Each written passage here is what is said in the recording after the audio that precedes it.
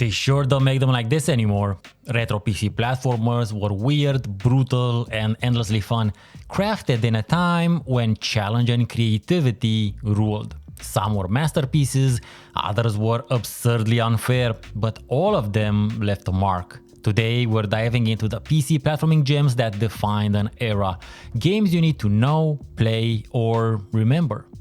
Rayman's vibrant, cutesy, hand-drawn art style still looks stunning today, and its smooth platforming remains as tight as ever. The original's mix of difficulty and charm makes it a satisfying challenge even for modern standards. The first Rayman stands as a timeless classic, thanks in part to the community that has kept it and the rest of the series alive with all manner of useful mods.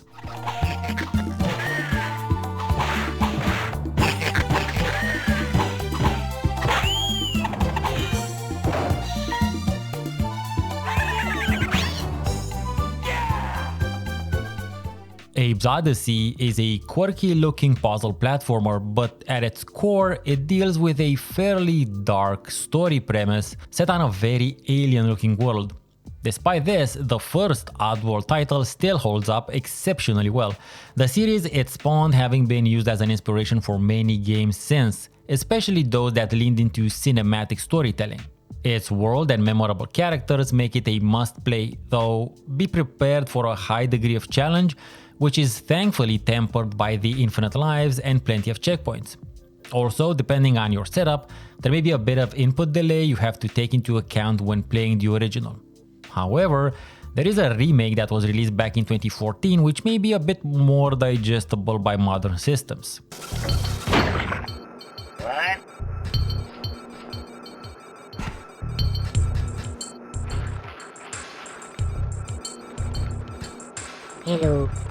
Hello, follow me, okay.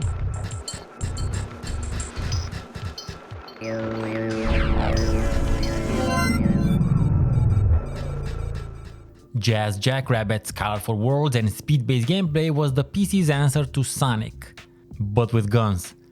A fast-paced and fluid platformer mixed with shooting mechanics, this little green rabbit with a big gun game remains an energetic and exciting experience even today. Not to mention that it also has an inbuilt slowdown option for when things get a little bit too speedy.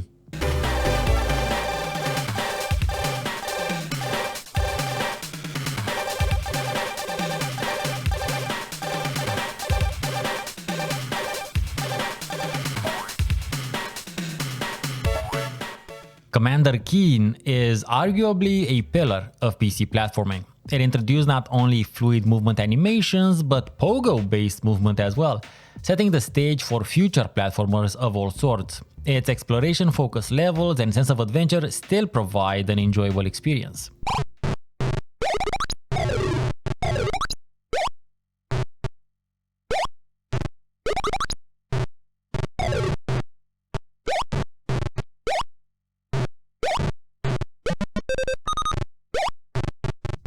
Gods is a title that might sound familiar to some console gamers out there, but it was initially released for the Amiga and Atari ST. This platformer delivers very particular and quite striking visuals, not to mention intricate level design and blending item collection with adventure puzzle mechanics that would act as inspiration for future titles to refine. The Bitmap Brothers, the studio that developed Gods, is also known for some other incredibly awesome games from the era, such as the Chaos Engine, Cadaver, and one of my personal favorites, Zed.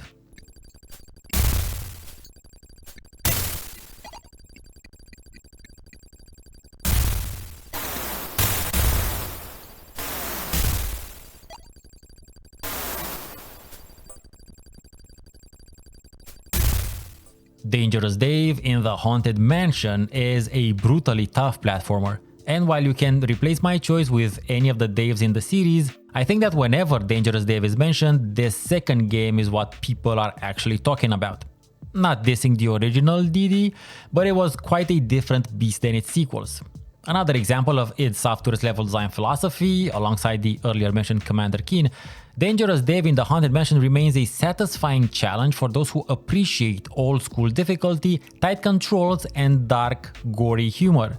seeing the many ways Dave can eat it is as much part of the game as is actually keeping him alive.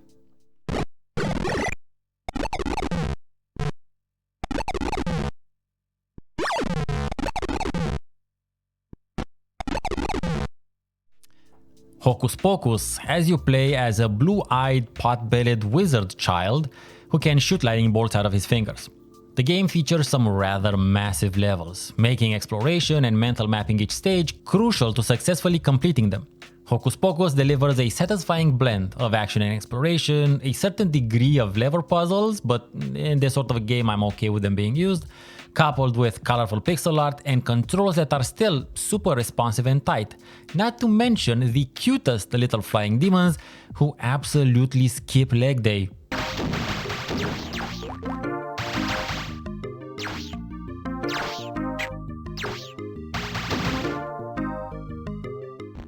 If you're digging this video and want to dive deeper into the world of retro PC gaming, hit that subscribe button to get notified whenever I post a new video.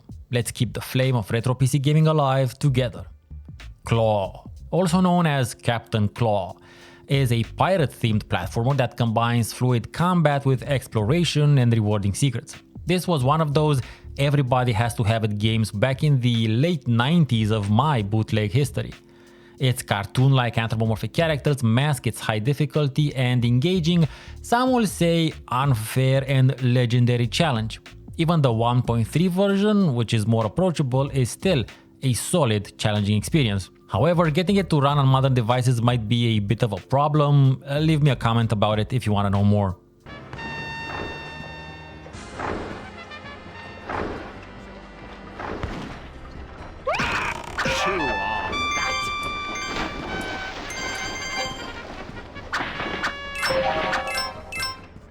Croc's 3D platforming may not have aged as smoothly as its 2D counterparts on this list, but its charm, creative levels, and fun mechanics still make it a nostalgic and enjoyable experience. Croc Legend of the Gobos is a title that was much more popular on consoles, but it was a pretty cool cult underground hit on PCs as well.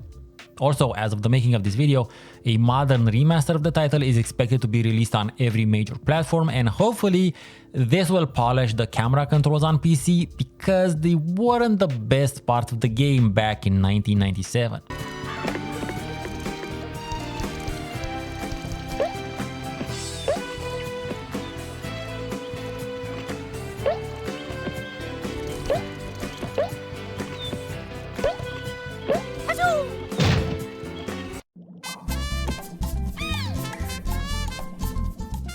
Crystal Caves is a much slower paced puzzle platformer than many of the other titles on here. The game rewards precise movement and careful planning, or at least lots of patience, seeing as how you oftentimes have to backtrack to either finish a level or surely backtrack if you want to get the highest score possible. That said, the game does allow you to choose which of the caves to tackle in whichever order you want. This is one title that also has a modern remake, both it and the original being available on GOG. In this case, I think I actually prefer the remake. The controls and movement seem to be a bit smoother, but either will work for what it does. And by the way, this is a great old school title to introduce to younger players.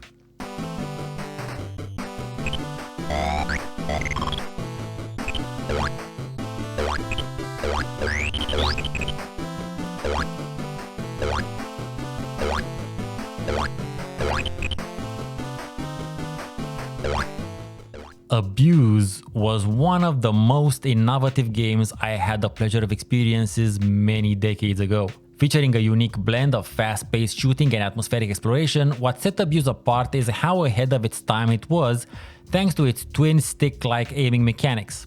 Twin-stick shooters are nothing new now, but back in 1996 and on PC, the concept didn't even exist. You control your movement with your keyboard while you control your aim with your mouse, making getting accustomed to the controls this game's first challenge. Its intense, moody gameplay still holds up, and its cyberpunk aesthetic remains striking, even if it's much more of a run and gun than a traditional platformer.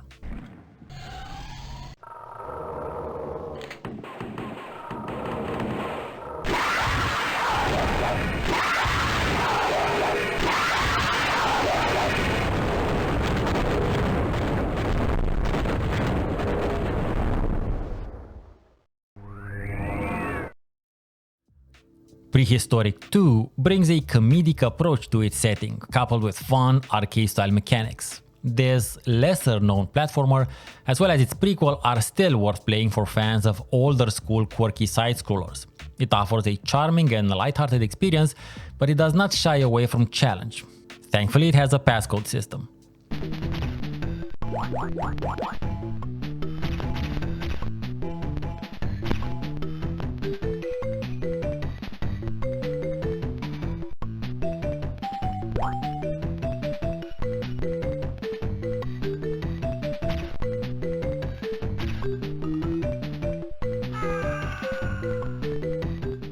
Livingstone 2 features a mix of puzzle platforming and adventure elements, which makes for a very intriguing experience. When I first played the Spectrum ZX version some 30 odd years ago, this was one of the most innovative games I had ever seen. Its varied gameplay mechanics still make it feel distinct in my mind, even amongst modern titles. The game is so challenging that even once you know what to do in order to solve a puzzle, you still have to go through a fair bit of trial and error till you also understand how to do it. So much so that for the gameplay portion of this entry, I left the demo mode run since I couldn't really get very deep into it.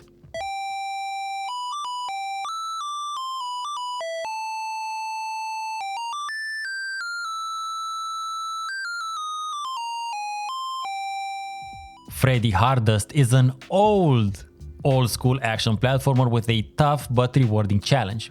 As the ass-crack-chinned rockabilly perm hero, you spend the game shooting, kicking and jumping across alien settings. While less known outside of Europe, it offers a satisfying experience for fans of classic European-style platformers, having been released for the ZX Spectrum, which is the version I played some 30 years ago, as well as the Amstrad CPC, Commodore 64, MSX and DOS. There's different stages in the game, I just couldn't get past this first one when recording footage. Also, you may need to brush up on your Spanish for this one and downshift DOSBox's CPU cycles down to around 1333. That seems to be close to the original experience as far as I can tell.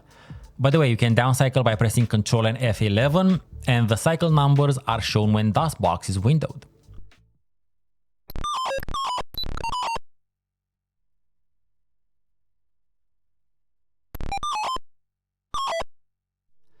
Supaplex is a brilliant logic-based puzzle game that remains deeply engaging. I know it's not really a platformer, but for whatever reason, my brain places it in my platformer mental folder.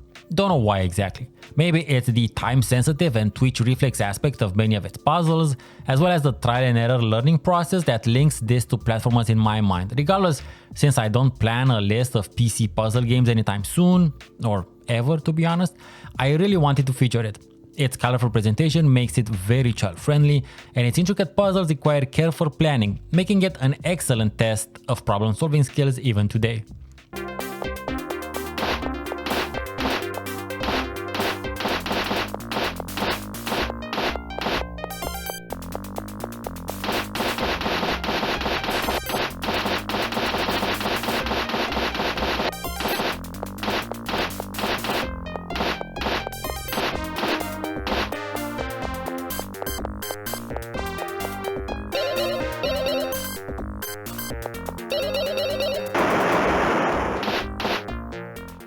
If you enjoy this and want to see more like it, click on the video on the left of your screen.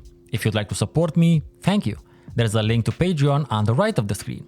I've been Steven Nansons, thank you very much for watching and have a great rest of your day.